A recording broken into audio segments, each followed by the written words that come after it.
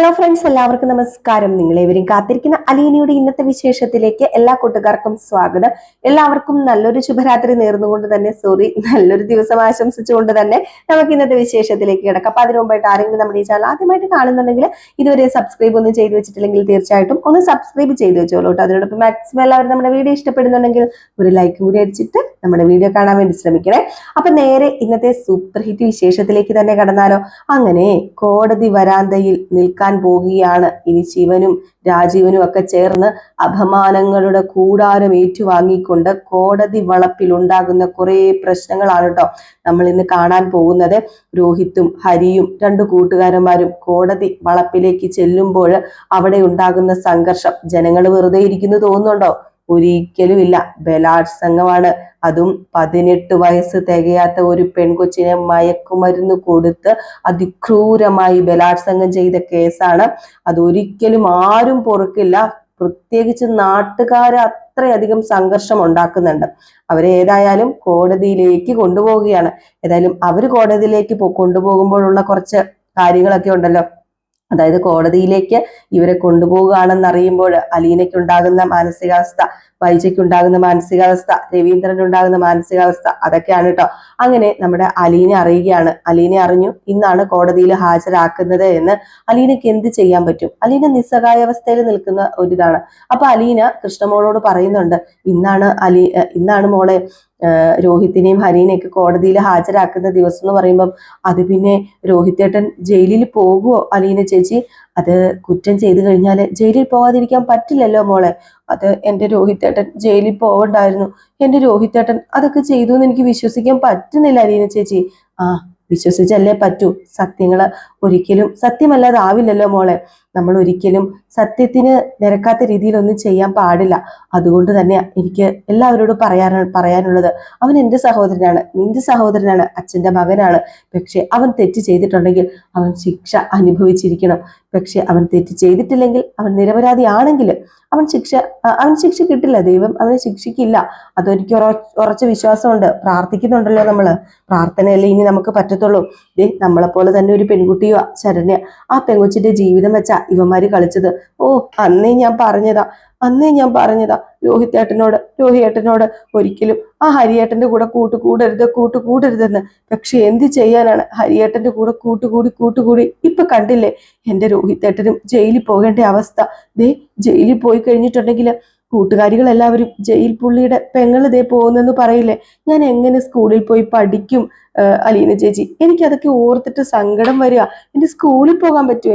എന്റെ ടീച്ചേഴ്സിന്റെ മുഖത്ത് നോക്കാൻ പറ്റുമോ? നാട്ടുകാരുടെ മുഖത്ത് നോക്കാൻ പറ്റുമോ? എനിക്ക് ആകെപ്പാടെ സങ്കടമാകുക. പഠിക്കണ്ടേ? പഠിച്ചാലല്ലേ രേവതി ചേച്ചി അലീന ചേച്ചി എവിടെയെങ്കിലും എത്തത്തുള്ളൂ. ഇപ്പം സ്കൂളിൽ പോകാൻ പറ്റത്തില്ലാത്തൊരവസ്ഥ. വീട്ടിലാണെങ്കിൽ സമാധാനവും ഇല്ല, ഒരു രക്ഷയും ഇല്ലല്ലോ അലീന ചേച്ചി. എന്താ അലീന ചേച്ചി ചെയ്യേണ്ടത്? ഇനി മോളൊന്നും ചെയ്യണ്ട. മോൾ അതിനെക്കുറിച്ച് ഓർത്ത് വിഷമിക്കൊന്നും വേണ്ടെന്നേ. എന്തിനാ മോളെ വിഷമിക്കുന്നത്? ഞാൻ പറഞ്ഞല്ലോ, തെറ്റ് ചെയ്തവർ ശിക്ഷ അനുഭവിക്കണം. മോക്ക് എന്താ പഠിക്കാൻ പറ്റായിക? മോള് ഇവിടെ ഇരുന്ന് പഠിക്കുന്നുണ്ടല്ലോ, ഇനിയും ഇവിടെ ഇരുന്ന് പഠിക്കുക തന്നെ വേണം. എന്തെങ്കിലും സംശയം ഉണ്ടെങ്കിൽ നമുക്ക് ടീച്ചേഴ്സിനെ വിളിച്ചു ചോദിക്കാം. ഈ ടീച്ചേഴ്സൊക്കെ അങ്ങനെ കണ്ണിൽ ചോരയില്ലാത്തവരൊന്നും അല്ലല്ലോ. അവരൊക്കെ നിനക്ക് പറയേണ്ടതൊക്കെ പറഞ്ഞു തന്നോളൂ. പിന്നെ നിനക്ക് കുറച്ച് ബെസ്റ്റ് ഫ്രണ്ട്സ് ഒക്കെ കാണുമല്ലോ, അവരെയൊക്കെ നമുക്ക് വിളിക്കാം. അവർക്കൊക്കെ കാര്യം അറിയാലോ. നീ എന്ത് തെറ്റാ ചെയ്തത്? നീ ഒരു തെറ്റ് ചെയ്തിട്ടില്ല. അല്ല, ഞാൻ ഓർക്കണത് ഇതൊന്നും അറിഞ്ഞിട്ട് ബബിത ചേച്ചിക്ക് യാതൊരു കുലുക്കവും ഇല്ല. ബബിത എങ്ങനെ കുലുങ്ങും? അവളെ ഇപ്പൊ വേറൊരു ലോകത്താ. അതാ അവള് കുലുങ്ങാത്തത്. അവൾക്കും ഒരു ദിവസം സത്യം മനസ്സിലാകും. എല്ലാവർക്കും സത്യം മനസ്സിലാകുമ്പോൾ ചിലപ്പം വൈകി പോകും മോളെ. ഇപ്പൊ കണ്ടില്ലേ, രോഹിത്തിന് സത്യം മനസ്സിലായി. രോഹിത്ത് നിന്റെ അച്ഛനും ഞാനും നീയും ഒക്കെ പറഞ്ഞത് ശരിയായിരുന്നു എന്ന് ഇപ്പൊ ആ ഒരു ലോക്കപ്പിൽ കിടന്ന് ചിന്തിച്ചിട്ട് കാര്യമുണ്ടോ? കഴിഞ്ഞു പോയില്ലേ. അതുപോലെ തന്നെയാ ബബിതയും. പക്ഷെ ബബിതയെ നമ്മൾ അങ്ങനെ കൊണ്ടെത്തിക്കാൻ പാടില്ല. അതിനു മുമ്പ് അവളെ രക്ഷിക്കണം. ആ മുടിയനില്ലേ, അവനെ എങ്ങനെയെങ്കിലും അവളിൽ നിന്ന് പിന്തിരിപ്പിക്കണം. അതാ ഇനി ചെയ്യേണ്ടത്. കുടുംബം മുഴുവൻ കൂട്ടിച്ചോറാകുന്നതിന് മുമ്പ് നമ്മുടെ അച്ഛന്റെ സങ്കടം കാണാൻ നമുക്ക് പറ്റുമോ? അതിനൊക്കെ മുമ്പ് കുടുംബത്തെ കൂട്ടി ഉറപ്പിക്കണം മോളെ. അതിനുള്ള തത്രപ്പാടാ ഇനി ഈ അലീന ചേച്ചി എടുക്കാൻ പോകുന്നത്. ഞാൻ കാരണം ഒരിക്കലും ഒരു കുടുംബവും തകരാൻ പാടില്ല. ഞാൻ വന്നതിന് ശേഷമാണല്ലോ ഇതൊക്കെ സംഭവിച്ചത്. അതൊരു പക്ഷെ എന്റെ എരണക്കേടാണെന്ന് നിന്റെ അമ്മയും നിന്റെ അമ്മായിയും ഒക്കെ പറയുന്ന പോലെയൊക്കെ ആയിരിക്കാം. അമ്മായി എന്നല്ല, സോറി, നമ്മുടെ നിന്റെ കമലയാന്റി ഒക്കെ പറയുന്നത് പോലെ ആയിരിക്കാം എന്നൊക്കെ അലീന പറയുന്നുണ്ട്. ഏതായാലും ഇതൊക്കെ ഇതൊക്കെ കഴിഞ്ഞ് പിന്നത്തെ സീൻ എന്ന് പറഞ്ഞിട്ടുണ്ടെങ്കിൽ നമ്മുടെ ബാലചന്ദ്രന് ഒരു സമാധാനവും ഇല്ലാട്ടോ. ബാലചന്ദ്രന് മനസ്സിലാക്കുവാണ് ഇന്നാണ് കോടതിയിൽ ഹാജരാക്കേണ്ടതും, കോടതിയിൽ എന്തൊക്കെ സംഭവിക്കുന്നു പോലും അറിയില്ല. പക്ഷെ നമ്മുടെ അലീന പറഞ്ഞിട്ടുണ്ട് തെറ്റ് ചെയ്തവർ എന്നാണെങ്കിലും ശിക്ഷിക്കപ്പെടണമല്ലോ. ആ ഒരു വിശ്വാസത്തോടു കൂടിയും അലീനയുടെ വാക്കുകൾ കേട്ടിട്ട് മാത്രമാണ് ബാലചന്ദ്രൻ ഇങ്ങനെ പിടിച്ചു നിൽക്കുന്നത്. ബാലചന്ദ്രന്റെ അടുത്തേക്ക് നമ്മുടെ ഗോവർദ്ധനൻ വരുന്നുണ്ട്. ഗോവർദ്ധനൻ വന്ന് പറയാ, അതെ ഇന്ന കോടതിയിൽ ഹാജരാക്കുന്നത് നമ്മുടെ ഭാഗത്തു നിന്ന് ഒന്നും ഉണ്ടാകണ്ടേ, കോടതിയിൽ ഹാജരാക്കുമ്പോഴേ നമ്മുടെ ഭാഗത്തു നിന്ന് വക്കീലിനെ വെക്കണ്ടേ. വക്കീലിനെ വെച്ച് ജയിപ്പിക്കാൻ പറ്റുമെങ്കിൽ ജയിപ്പിക്കുക. എന്തിനാ എന്റെ ഗോവർദ്ധന വെറുതെ ഈ ചീഞ്ഞ് നാറിയ കേസിൽ നിന്ന് ചളമായി കുളമായി മാറുന്നത്? ഇപ്പൊ തന്നെ ഓരോരുത്തര് ഈ ഹോസ്പിറ്റൽ ഈ റൂമിനകത്ത് സൈഡിൽ കൂടെ നടന്നു പോകുമ്പം മൂക്കിൽ കൈവച്ചും വാ പൊത്തി ചിരിച്ചും ഒക്കെയാ പോകുന്നത്. ഇനി അത് പോരാഞ്ഞിട്ട് കോടതി വളപ്പിൽ പോയി നിന്നിട്ട് എല്ലാവരുടെയും ആട്ടും തുപ്പും കേൾക്കാനോ? എന്നെ കൊണ്ടൊന്നും പറ്റത്തില്ല. അനുഭവിക്കട്ടെ, കുറച്ചു നാൾ ജയിലിൽ പോയി കിടന്ന് അനുഭവിക്കട്ടെ. അല്ല എന്തൊക്കെ പറഞ്ഞാലും നമ്മുടെ മകനല്ലേ. അത് ബാലേട്ടനെന്ന് വേണ്ട, എന്റെ മകനൊക്കെയാണ് ശരിയാ. പക്ഷെ അവനെ വളർത്തിയത് വൈജയായിപ്പോയി. അതുകൊണ്ടാ ഇങ്ങനെയൊക്കെ സംഭവിച്ചത്. അവൾക്ക് അതിനൊന്നും നേരമില്ലല്ലോ. പണം ഉണ്ടാക്കണം, വാശി കാണിക്കണം, ജയിക്കണം, അതൊക്കെ അവൾക്ക് അതൊക്കെ ഉള്ളൂ. അവൾക്കല്ലാതെ മക്കളെ നന്നായിട്ട് വളർത്തണമെന്നോ മക്കൾക്ക് ചീത്തപ്പേരുണ്ടാകരുതെന്നോ നേർവഴി കാട്ടി കൊടുക്കണമെന്നോ ഒന്നും അവൾക്ക് ഇല്ലായിരുന്നുവല്ലോ. അവള് അഹങ്കാരം പിടിച്ച് അഹന്തയോട് കൂടി നടന്നെങ്കിൽ അനുഭവിക്കട്ടെ. എല്ലാം ഇതോടുകൂടി അവസാനിക്കട്ടെ. ഒന്നിന്റെയും പുറകെ പോകാൻ പറ്റില്ല. ശിക്ഷ കിട്ടട്ടെ. തെറ്റ് ചെയ്തവൻ അനുഭവിക്കണം, ശിക്ഷ കിട്ടണം. അത് തന്നെയാണ് ഞാനും പറയുന്നത് എന്ന് പറഞ്ഞ് ബാലചന്ദ്രനും ഇങ്ങനെ നിൽക്കുകയാണ്. എങ്കിലും ബാലചന്ദ്രന്റെ ആ മുഖത്ത് കണ്ണുനീര് നമുക്ക് കാണാനായിട്ട് സാധിക്കൂട്ടോ. എത്രയൊക്കെ പറഞ്ഞാലും സ്വന്തം മകനല്ലേ, മനസ്സിൽ വേദന ഇല്ലാതിരിക്കുവോ? അങ്ങനെ ആരും കാണാതെ നമ്മുടെ ബാലചന്ദ്രൻ പൊട്ടി കരയുന്നുണ്ട്. ഇതേ സമയമായിക്കോട്ടെ നമ്മുടെ വൈജയും അറിയുകയാണ് ബാലചന്ദ്രൻ ഒരു കാര്യവും ചെയ്യുന്നില്ല, ബാലചന്ദ്രൻ ഇനി ചെയ്യാനും പോകുന്നില്ല എന്ന്. അങ്ങനെ നമ്മുടെ വൈജ ബാലചന്ദ്രന്റെ പെങ്ങൾ വഴിയാട്ടോ അറിയുന്നത്. അങ്ങനെ ബാലചന്ദ്രന്റെ പെങ്ങളോട് ചോദിക്കുന്നത്, എന്തായി, ബാലചന്ദ്രൻ എന്തെങ്കിലും പറയുന്നുണ്ടോ? എങ്ങനെയാ രോഹിത്തിനെ രക്ഷപ്പെടുത്തുക, എങ്ങനെയാ ഹരിയെ രക്ഷപ്പെടുത്തുക? ഹരിയെ രക്ഷപ്പെടുത്തുന്ന കാര്യത്തെക്കുറിച്ച് എന്റെ പൊന്നു വൈജേച്ചി അതിനെക്കുറിച്ച് ചിന്തിക്കാതിരിക്കുന്നത് നല്ലത്. ബാലേട്ടൻ അമ്പിലും വില്ലിലും അടുക്കില്ല. ബാലേട്ടൻ പറയുന്നത് തെറ്റ് ചെയ്തിട്ടുണ്ടെങ്കിൽ ശിക്ഷ അനുഭവിക്കട്ടെ എന്ന് തന്നെയാണോ? ഓഹോ, അപ്പം അലീനയുടെ കൂടെ കൂടിയതായിരിക്കും. ഒരു കാര്യം പറഞ്ഞേക്കാം, എനിക്ക് വേറെ ഒന്നും വേണ്ട. എനിക്ക് എന്റെ മകനെ വെളിയിൽ കൊണ്ടുവന്നേ പറ്റൂ.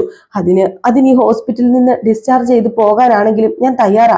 ഒരിക്കലും അവനെ ജയിലിൽ കയറ്റി എന്റെ മകൻ ജയിലിൽ വേണ്ട, അതൊരിക്കലും നടക്കില്ല. ഞാൻ സമ്മതിക്കില്ലെന്ന് പറഞ്ഞിട്ട് കാര്യമുണ്ടോ? ഇന്ന കോടതി വളപ്പില് ആ സംഭവം നടക്കാൻ പോകുന്നത്. നാട്ടുകാരൊക്കെ അതുപോലെ അത്രയധികം പ്രശ്നം ഉണ്ടാക്കുന്നെന്നാ പറയുന്നത്. അവരുടെ പ്രശ്നം ഉണ്ടാക്കലിന്റെ കാരണം എന്താണെന്ന് വൈജയടത്തിയോട് ഞാൻ പ്രത്യേകിച്ച് പറയേണ്ട കാര്യമില്ലല്ലോ. അത്രമാത്രം പ്രശ്നമാണ് രോഹിത്തും ഹരിയും കൂട്ടുകാരൊക്കെ ചേർന്ന് ഉണ്ടാക്കി വെച്ചിരിക്കുന്നത്. ഇതിന് ഒരു സൊല്യൂഷൻ ഇല്ലെന്നാണ് എനിക്ക് തോന്നുന്നത്. പിന്നെ പേരിന് വേണ്ടി ഒരു വക്കീലിനെ വെക്കാം, അത്രമാത്രം. അല്ലാതെ വക്കീലിനെ വെച്ച് വാദിച്ച് ജയിച്ച് ജാമ്യത്തിൽ ഇറക്കിക്കൊണ്ട് വരാൻ പറ്റുമെന്ന് തോന്നുന്നില്ല എന്ന് പറഞ്ഞപ്പം, നിർത്തടി, മിണ്ടാതിരിക്കടി, എന്റെ മകനെ എനിക്ക് രക്ഷിച്ചേ പറ്റൂ. ഏതറ്റം വരെയെങ്കിലും ഞാൻ പോകും. അയാൾക്ക് അവനോട് സ്നേഹമില്ല, എന്റെ ഒരു മക്കളോട് സ്നേഹമില്ല, അതുപോലെ എന്നോട് സ്നേഹമില്ല. അലീന അലീന അലീന ആ ഒരു വിചാരം മാത്രമല്ലേ ഉള്ളൂ.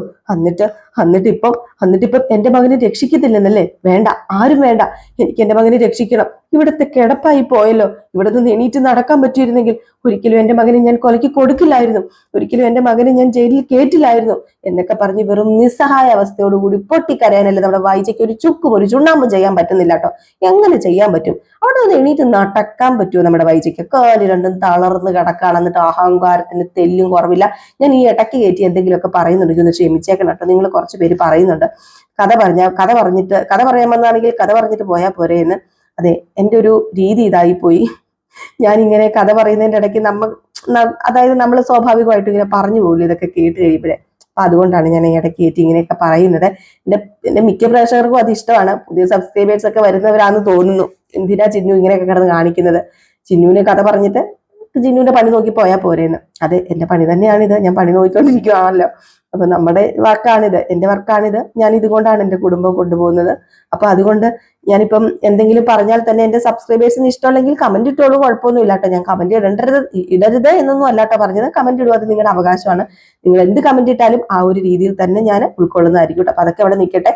അങ്ങനെ നമ്മുടെ കോടതിയിൽ കാര്യങ്ങളൊക്കെ എത്തുകയാണ്. കോടതിയിൽ കാര്യങ്ങളൊക്കെ എത്തിക്കഴിയുമ്പോഴത്തേക്കും നമ്മുടെ രോഹിത് പറയാൻ പോകുന്നത് വേറൊന്നുമല്ല, ഞാൻ നിരപരാധിയാണ് സാർ, ഞാൻ ഈ കോടതിയുടെ മുമ്പിലെ പറയുന്നത് ഞാൻ വെറും നിരപരാധിയാണ്. ഞാൻ അവിടെ ചെന്നിട്ടുണ്ട് സാറേ, പക്ഷെ ഞാൻ തെറ്റ് ചെയ്തിട്ടില്ല, ഞാൻ തെറ്റ് ചെയ്യില്ല, എനിക്കതിന് പറ്റില്ല. ഞാൻ ബാലചന്ദ്രന്റെ മകനാണ്, ഞാൻ തെറ്റ് ചെയ്യില്ല. ഞാൻ അന്ന് അവിടെ പോയി മദ്യപിച്ചു, അതൊക്കെ ശരിയാ. പക്ഷെ ആ പെണ്ണിനെ ഒന്ന് തൊട്ടിട്ടില്ല ഞാന്. ആ പെണ്ണിനെ ഇവരെല്ലാവരും കൂടി ചേർന്ന് പിച്ച് ചീന്തുമ്പോൾ ഞാൻ തടയാൻ ശ്രമിച്ചതാണ്. പക്ഷെ അവന്മാരെന്നെ പൂട്ടിയിട്ടു സാറേ, അവന്മാരെന്നെ പൂട്ടിയിട്ടു എന്നും പറഞ്ഞ് നമ്മുടെ രോഹിത്ത് ഭയങ്കരമായിട്ടും കരച്ചില്. ഇത് കേട്ടിട്ട് സത്യം പറഞ്ഞു കഴിഞ്ഞിട്ടുണ്ടെങ്കിൽ കോടതിക്ക് എന്ത് തീരുമാനം എടുക്കണം, പോലീസിന് എന്ത് തീരുമാനം എടുക്കണം? സത്യമാവോ? അവിടെ വരെ ചെന്നിട്ട് അവളെ തൊട്ടിട്ടില്ല എന്ന് പറഞ്ഞു കഴിഞ്ഞാൽ ആരെങ്കിലും വിശ്വസിക്കുവോ? അല്ലെങ്കിൽ ശരണ്യ വന്ന് നേരിട്ട് പറയണം. ഈ സമയത്ത് രാജീവനും നമ്മുടെ ശിവനും കൂടി ഇങ്ങോട്ടേക്ക് വരാൻ, കോടതിയിലേക്ക് വരാനുള്ള ശ്രമത്തിലാണ്. അവിടെ പല പല പ്രശ്നങ്ങളും ഉണ്ടാകുന്നുണ്ട് കേട്ടോ. കാരണം കോടതിയിലേക്ക് വരാൻ പോകുന്നത് പ്രതിയുടെ അച്ഛനും പ്രതിയുടെ അച്ഛന്റെ അനിയനുമാണ്. അപ്പൊ പിന്നെ പ്രശ്നം ഉണ്ടാകാതിരിക്കോ? മനുവാണെങ്കിലോ ഈ കാര്യത്തിൽ ഇടപെടുന്നുമില്ല. മനു പറയുന്നത് ഇല്ല, അങ്ങോട്ടേക്കൊന്നും ഞാൻ വരുന്നില്ല എന്ന് തന്നെയാണ്. മനു എത്ര നിർബന്ധിച്ചും മനു പോകാൻ തയ്യാറായില്ല. ഈ സമയത്ത് നമ്മുടെ രേവതിക്കുട്ടിയും മാമച്ചനങ്ങളും ഗ്രേസിയും ഒക്കെ വിളിച്ച് അലീനയെ സമാധാനിപ്പിക്കാൻ വിളിക്കുന്നുണ്ട്. അലീനയോട് പറയുന്നുണ്ട്. അതുപോലെ തന്നെ അലീന ഇതിൽ ഒരു സാക്ഷിയാകേണ്ടി വരുന്നുണ്ട് കേട്ടോ. അലീനയ്ക്ക് കോടതി ചെല്ലേണ്ടി വരുന്നുണ്ട്. കാരണം അലീനയുടെ ഒരു കേസും കൂടെയാണ് വന്നിരിക്കുന്നത്. അലീന കേസ് കൊടുത്തിട്ടില്ല എങ്കിലും ഇങ്ങനെ വരുന്നത് കൊണ്ട് അലീനയെ അവിടെ വിളിക്കേണ്ട ഒരു ഇത് വരുന്നുണ്ട്. കോടതിയിലേക്ക് അലീന ചെല്ലേണ്ടി വരുന്നുണ്ട്. കോടതിയിൽ ചെന്ന് അലീന സത്യങ്ങളൊക്കെ പറയേണ്ട ഒരു ഗതികേട് അലീനയ്ക്ക് ഉണ്ടാകുന്നുണ്ട്. സത്യങ്ങളാണല്ലോ, അത് പറയാതിരിക്കാൻ പറ്റത്തില്ലല്ലോ. പക്ഷെ കേസും കാര്യങ്ങളൊന്നുമില്ല. കോടതിയിൽ ചെന്ന് ഇത് പറയുന്നുണ്ട് നമ്മുടെ അലീന. അതിന്റെ പേരില് വൈജയ്ക്കും ശിവനും രാജീവനും ഒക്കെ അലീനയോട് വീണ്ടും വീണ്ടും ദേഷ്യം കൂടുന്നുണ്ട്. നമ്മുടെ അലീന ആ ഒരു ഇത് പറയുന്നതിന്, ആ ഒരു നടന്ന സംഭവം വെളിപ്പെടുത്തുന്നതിന് അത്രയ്ക്ക് മാത്രം ദേഷ്യം കൂടുന്നുണ്ട്. ഇതിനിടയിൽ നമ്മുടെ അലീനയ്ക്ക് വാക്കുകൾ കൊണ്ട് ആശ്വാസം പകരാൻ പറ്റുന്നത് മനുവിനാണ് കേട്ടോ. അങ്ങനെ മനു നമ്മുടെ അലീനയെ ആശ്വസിപ്പിക്കുന്നുണ്ട്. ഒന്നുകൊണ്ട് പേടിക്കണ്ട, നീ പറഞ്ഞിരിക്കുന്നത് വേറൊന്നുമല്ല, നടന്ന സംഭവം തന്നെയാണല്ലോ, അത് പറഞ്ഞതുകൊണ്ട് പേടിക്കേണ്ട കാര്യമൊന്നുമില്ല എന്ന് പറഞ്ഞ് അലീനയ്ക്ക് ആശ്വാസം പകരാനായിട്ടും അലീനയ്ക്ക് കരുത്ത് പകരാനായിട്ടും നമ്മുടെ മനു കൂടെയുണ്ട്. അതുപോലെ തന്നെ നമ്മുടെ കമലയും എല്ലാവരും അലീനയ്ക്കെതിരെ തിരിയുകയാണ്. അലീന എന്താ പറയാ, അലീന വലിയൊരു തെറ്റ് ചെയ്തു എന്ന രീതിയിലാണ്. പക്ഷെ അലീനയ്ക്ക് ഇതിനിടയിൽ മനസ്സിലാകാൻ പോകുന്ന ഒരു കാര്യം എന്ന് പറയുന്നത് അത് രോഹിത്ത് നിരപരാധി എന്നുള്ളത് തന്നെയാണ്. രോഹിത്ത് കോടതിയിൽ നിരപരാധിയാണ് എന്ന് രോഹിത്ത് തന്നെ ഉച്ച ഉയർത്തി പറയുമ്പോൾ എല്ലാവരും ഒന്ന് ഇരുത്തി ചിന്തിക്കും. അതുപോലെ തന്നെ നമ്മുടെ അലീനയും ചിന്തിക്കുന്നുണ്ട്.